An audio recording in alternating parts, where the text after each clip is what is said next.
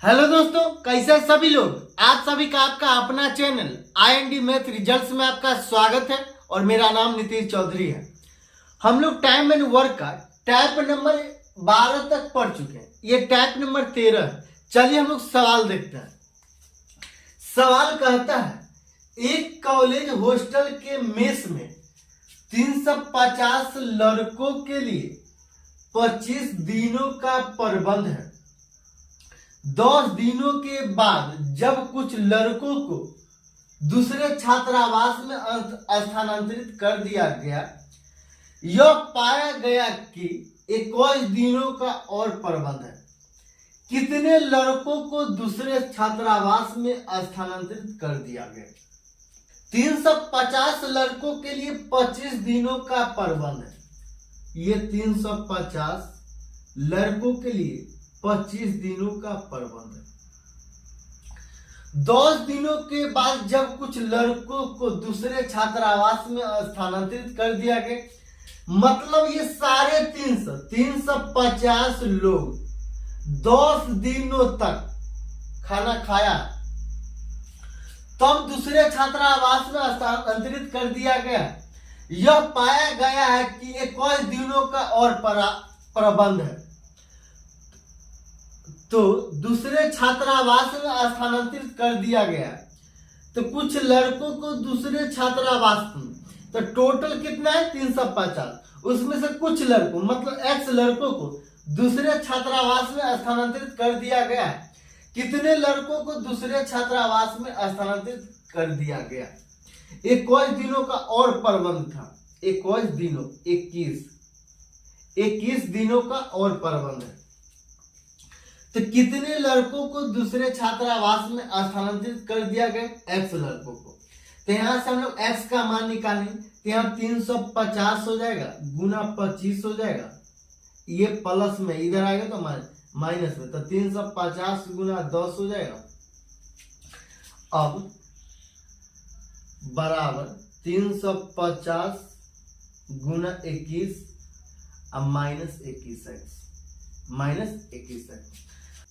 अब यहाँ 25 को 350 है और यहाँ 10 को 350 है, तो कितना बचा? ये 15 गुना 350 बचा बराबर ये 350 गुना 21 अब माइनस 21x। अब ये माइनस में इधर है 21x, इधर आएगा तो प्लस में, तो ये 21x बराबर 350 गुना 21 इधर प्लस में, उधर जाएगा तो माइनस, तो माइनस 350 गुना 15। यहाँ 350 है 21 को, यहाँ 350 है 15 को, घटा देंगे तो 6 को 350 बचेगा। 21x बराबर 6 गुना 350। अब x बराबर क्या हो जाएगा? 6 गुना 350 अब बट्टा ये 21 बट्टा 21। 3 से काटेंगे तो 2 बार में, 3 से काटेंगे तो 7 बार में, ये 50 बार में 350 कैंसिल, तो 50 को 2 बार पढ़ेंगे तो 100। यही आंसर। चलिए हम लोग अगला सवाल देखते हैं। अगला सवाल कहता है 1600 आदमियों के लिए 120 दिनों तक खाना पर्याप्त है और प्रत्येक आदमी प्रतिदिन 900 ग्राम खाना खाता है, लेकिन 80 दिन बाद 400 आदमी वहां से चले जाते हैं। अब प्रत्येक आदमी 1000 ग्राम प्रतिदिन खाना खाता है। बचा हुआ खाना बचे हुए आदमी के लिए कितने दिन चलेगा? मतलब ये 1600 आदमी है, 120 दिनों तक खाना पर्याप्त है और प्रत्येक आदमी प्रतिदिन 900 ग्राम खाना खाता है। मतलब प्रत्येक आदमी प्रतिदिन 900 ग्राम खाना खाता है।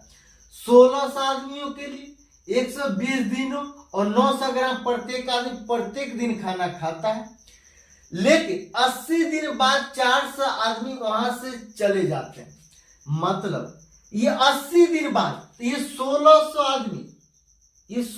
आदमी 80 दिन तक तो खाना खाया और प्रत्येक व्यक्ति 900 ग्राम खाना खाए और 80 दिन बाद 400 आदमी वहां से चले जाते हैं, तो ये 1600 में से 400 चला गया, 1600 में से 400 चला गया। अब प्रत्येक आदमी 1000 प्रतिदिन खाना खाता है। अब प्रत्येक आदमी 1000 ग्राम प्रतिदिन खाना खाता है, प्रतिदिन खाना खाता है। अब बचे हुए आदमी के लिए बचा हुआ खाना बचे हुए आदमी के लिए कितने दिन चलेगा, मतलब x। यहां से हम लोग x का मान निकालेंगे, तो 1600 गुना 120 और गुना 900 बराबर ये 1600 गुना 80 और गुना 900, इधर है प्लस में, इधर आएगा तो माइनस में हो जाएगा।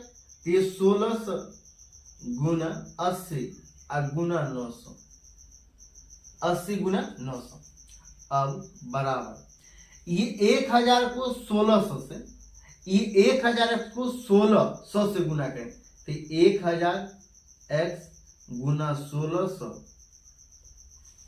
अब 1000 x माइनस 1000 x गुना 400।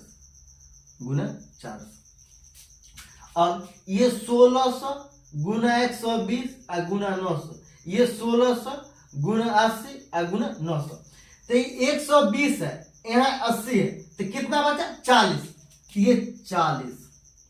ये 40 गुना 1600 और गुना 900।